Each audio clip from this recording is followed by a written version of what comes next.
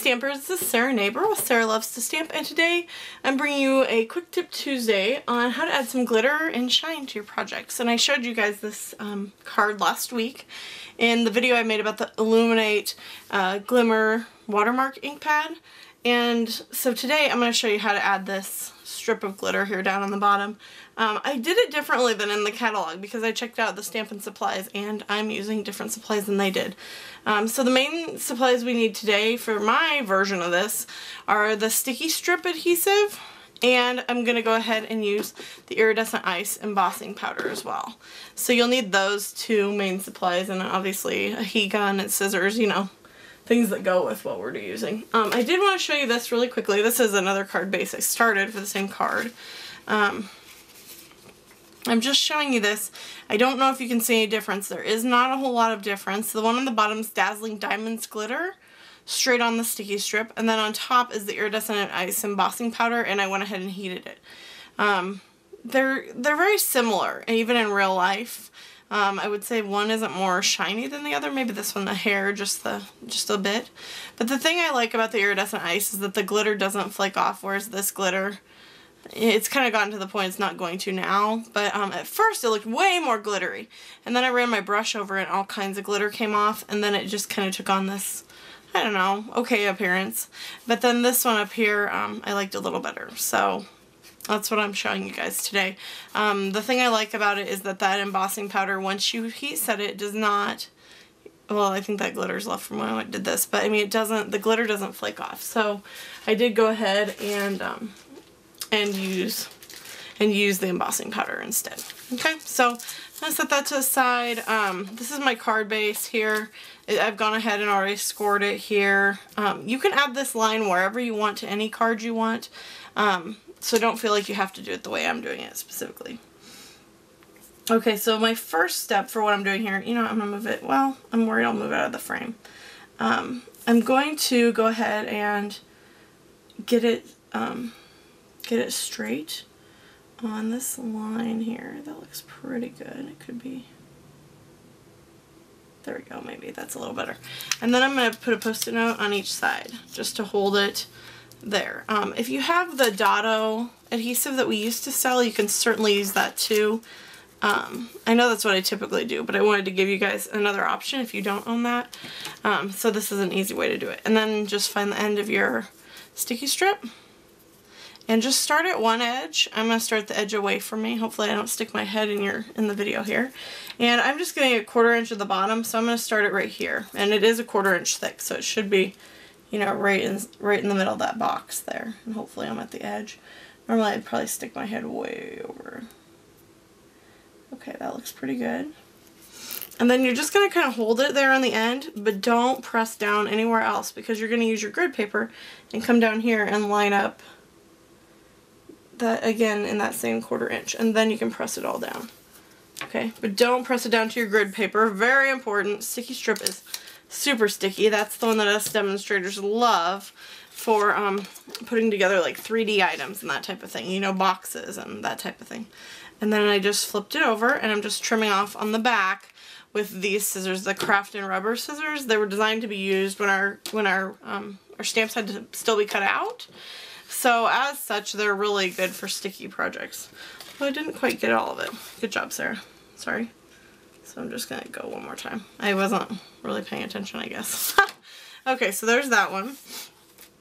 And so there it is. Now, you could peel off your red line now, but I prefer to use the Embossing Buddy first. So I'm going to go ahead and use it here. And I'm using it here, this is Rich Razzleberry cardstock. I forgot to say that. So I'm going to go ahead and use it there. And I just kind of used it in the general area. You could use it everywhere. I think when I first did it, I used it on the inside too. My light seems to be, oh no! Oh no, we just lost power at my house. Alright, well stay tuned in a minute for when I get power back. Alright, well it was about 15 seconds the power was out, so, here we are. Anyway, as I said, I used the Embossing Buddy all over, and then Totally forgot where it was. Excellent. Way to go, power outage. Anyway, use the Embossing Buddy over it. And then now I just need to peel off the top of that red line tape. It is a double stick, or a double-sided tape. So I used the first side obviously before, and now I'm going to peel off this side. Okay. And then that is ready. It's exposed, that, you know, the glue. And so now that we use the Embossing Buddy, the embossing powder isn't just going to stick everywhere. I actually started filming this and forgot to use the Embossing Buddy, and it was not good. There was glitter everywhere. So, anyway, go ahead and do that first. I'm just going to go ahead and tap it off. And I'm going to get the other side and dump it off. Okay, and then I just kind of flip it over. And I just tap it off with my fingernails or the spoon. I actually usually use my fingernails, I think. Because you can kind of like flick it off even. Ah, look at that. That looks pretty good. Alright. Oh, I have some up here, but that's alright. We'll just brush that off. Okay, so now it's ready to be heated with the embossing gun. And you want to be careful because you did put it onto an adhesive. So you could cause that adhesive to really, I don't know, shrink up, or I don't know what you could cause it to do, but probably not good things. So just keep an eye on it. And I'm going to use it. This is my heat tool, and I'll link to where I talk about this heat tool more because it is a new one this year. But I'm going to do it on heat setting 2, which is what you want to do when you're just embossing on regular cardstock. And I think you can hear me over the embossing gun because it is very quiet now. Hopefully you can see it change. It's going to get from kind of being, kind of whitish with glitter to being very clear, and you'll see that. So just go along and do that until it's all heated. Once it starts to change, you know, don't linger there because the embossing powder will actually like burn, and you can also burn your cardstock. So you don't want your embossing powder turning brown or your cardstock turning brown. Neither of those is what we're looking for here. So that looks pretty good, and you can also heat the back if you want to get rid of the wrinkles that are caused when you emboss. You can heat the back as well, and then a lot of times that just fixes it right out. Okay, so there's that, and yeah, that did help. That helped a ton. And then I didn't fold this one yet. I just had scored it, so you can go ahead and fold it, and then you'll have a beautiful card front to start a really pretty card. Oops, sorry, I'm reaching through for a bone folder here. Alright, so there's the start of a really pretty card.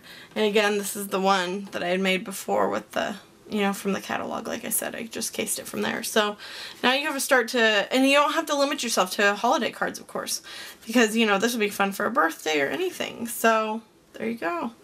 And just really pretty looking. It does look a little, I will warn you, because when you do it, I don't want you to be alarmed if you're like, oh, it looks a little bubbly. It kind of has a look, I mean, you definitely can see the individual little granules a bit, and it does start to look a little bubbly after it's been heated. But like I said, I preferred the look to the regular glitter, but you can try it with both. And I hope you enjoyed that. Oh, sorry, I hit the camera. And I hope you use that tip to add some glitter to your projects very soon. I thought it was really fun. So, enjoy!